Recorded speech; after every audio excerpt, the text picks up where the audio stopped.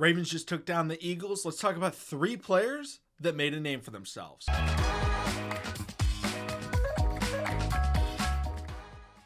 What's going on, everybody? Welcome back to TTP Ravens Media, bringing Ravens content every single day. And in this video today, I'm going to be talking about the 3 guys that I think stood out the most. These don't necessarily have to be the 3 best players of the game, but the players that made, the best case for themselves to whether be on the 53-man roster or at least be in consideration to be on that 53-man roster.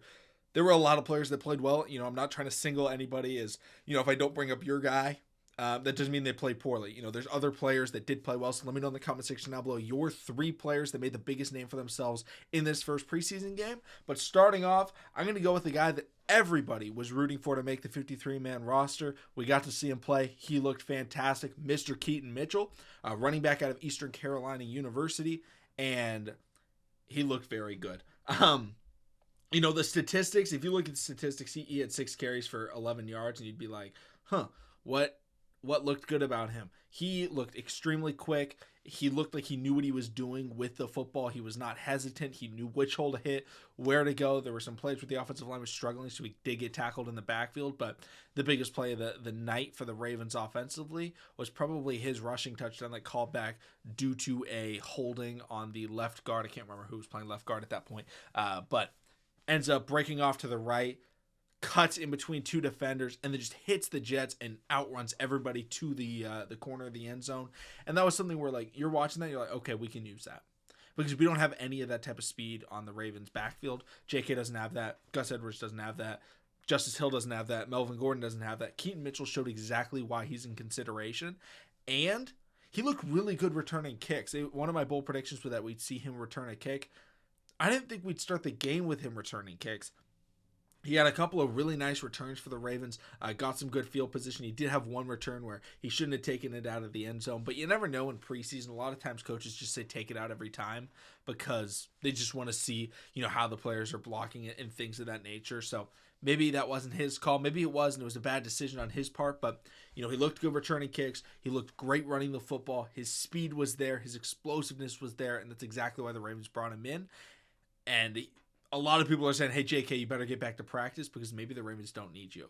I'm not saying that, but I do think Keaton Mitchell is making a good case for himself to be on that 53-man roster. I think he gets more carries early in the game this upcoming Monday against the Washington Commanders.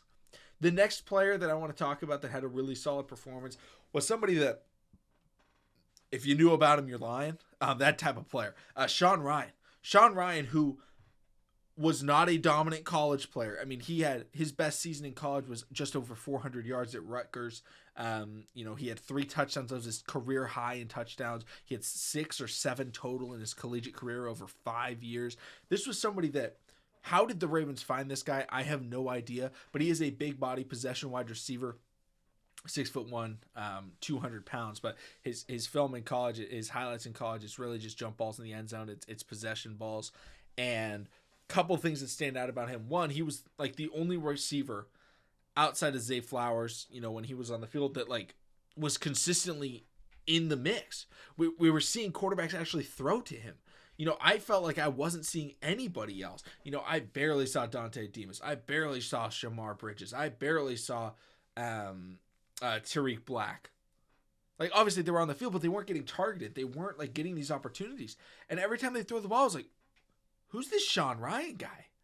And he definitely made a name for himself.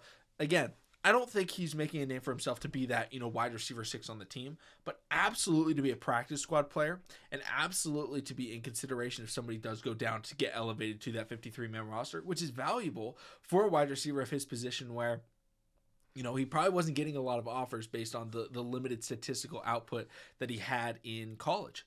But he looked really good. He made some good plays, had some good catches, finished with 4 receptions for 37 yards. And as a possession wide receiver, definitely made a name for himself. I think Ravens fans are really going to be rooting for this guy. I did want to give a huge shout out to him because not a lot of people were talking about him as an undrafted player coming into this game. I think a lot of people were looking at Shamar, Dante Demas, Tariq Black as the players that they were watching. Nobody knew about Sean Rhyan. He played very well. Shout out to him.